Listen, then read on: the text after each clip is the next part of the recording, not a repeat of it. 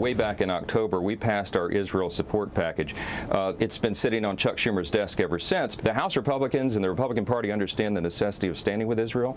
We're going to try again this week. The former president, President Trump, has talked about the possibility of turning aid for Ukraine into a loan. Is that what you're considering? Yes. You know, I had a great visit with him at Mar-a-Lago on Friday. When you talk about aid to Ukraine, he's introduced the loan lease concept, which is a really important one. Repo Act, which is seizing the assets of corrupt Russian oligarchs to help pay for this resistance. I think these are ideas that I think can get consensus. We'll put something together and send it to the Senate and get these obligations completed.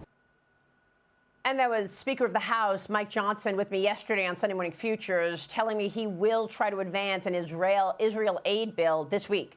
He's also considering Ukraine funding. He would like that in the form of a loan, as you just heard from President Trump, supporting the Speaker on Friday during a press conference on this, as well as election interference. Watch this.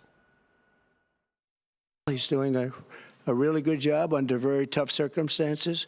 We're getting along very well with the Speaker, and I get along very well with Marjorie. It was a complicated process, and I think it's not an easy situation for any speaker. Well, it's unfortunate that people bring it up because right now we have much bigger problems. I stand with the Speaker. We've had a very good relationship.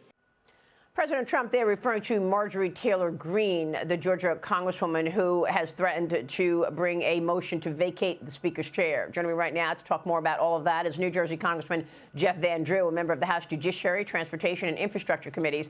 Congressman, good to see you. Thanks very much for being here. What kind of aid do you want to see worked on this week?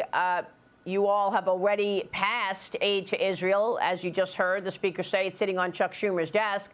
But now we're also understanding that any aid is tied to aid to Ukraine. Do you want to see that in the form of a loan like President Trump has laid out? Well, of course, I would want to see it in the form of a loan. But not only that, I want to know what the path to victory is. You know, this president, Biden, has said no matter how much money it takes, no matter how long it takes. I don't agree with that. Europe needs to stand up more. Poland has done its work, but there are other countries that need to stand up more.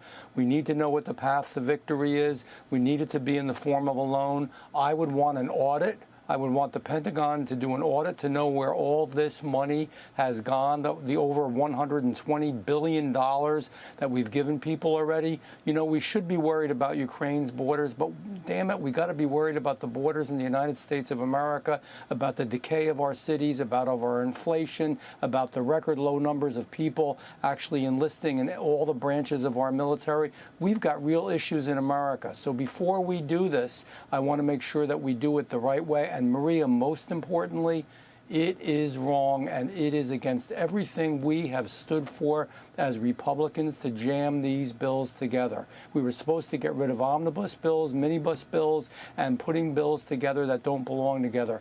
A clean bill for aid to Israel. I support that. I absolutely support it. A clean bill to aid to Ukraine. I've got to see how we go about it. If you jam them together, Maria, imagine the position somebody like me is in. If that's a bad bill that comes forward for the aid to Ukraine, I've either got to vote for a bad bill because it's jammed together with Israel, or I've got to vote against a good bill for aid to Israel. It's unfair. It's wrong. It's not what we should be doing. So why doesn't Speaker Johnson just tell Chuck Schumer, you already have the aid to Israel. We passed it in the House. It's sitting on your desk.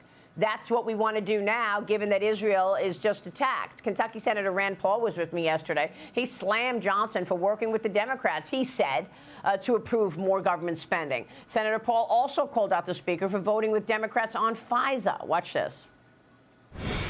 Can we trust government to use FISA appropriately and legally? Absolutely not. Americans shouldn't be spied on by their own government. Speaker Johnson was incredibly wrong. He broke the tie. He voted with the Democrats. We also have Speaker Johnson voting for the spending package, once again, with the majority of the Democrats.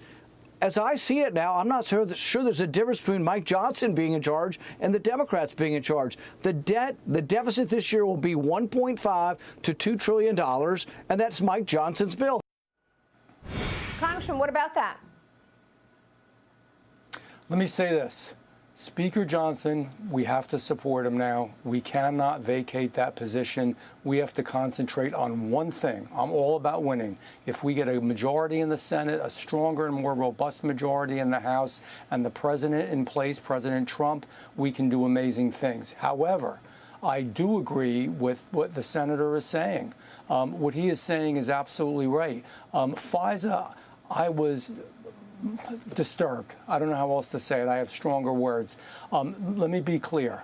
Ben Franklin, all those hundreds of years ago, said those that would give up liberty for the sake of security deserve neither. Nothing has changed. There was so much incorrect that was being put out there. It would have only been 1.58% of cases that would have required a warrant. And in those cases, it was right. And I'll give you this because I know we don't have time to go all through it. If it was so good, if it was so safe, why would we basically exempt Congress from it?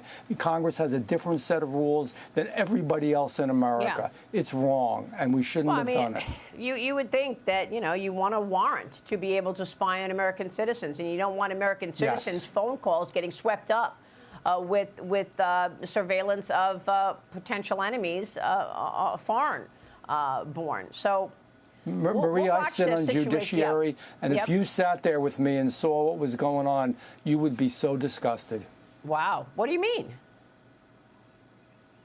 The things that you hear and see on Judiciary, when you see literally since the last time we renewed FISA to now, when they promised us that there would be no abuse, that everything would be okay, millions of cases of abuse, agents looking up their girlfriends and boyfriends, husbands looking up wives, looking up people who were too conservative, people that were too progressive, people that were libertarians, people with whom you just disagreed in general, having nothing to do with national security. There is nothing to stop that from happening now. What happened last week was wrong. Again, I support the Speaker, but I do not support this. That's disgusting, okay? So in other words, they're using a tool that is supposed to be a tool used to find and apprehend terrorists to spy on their husbands and wives to see if they're cheating. That is absolutely disgusting, Congressman. Thank you.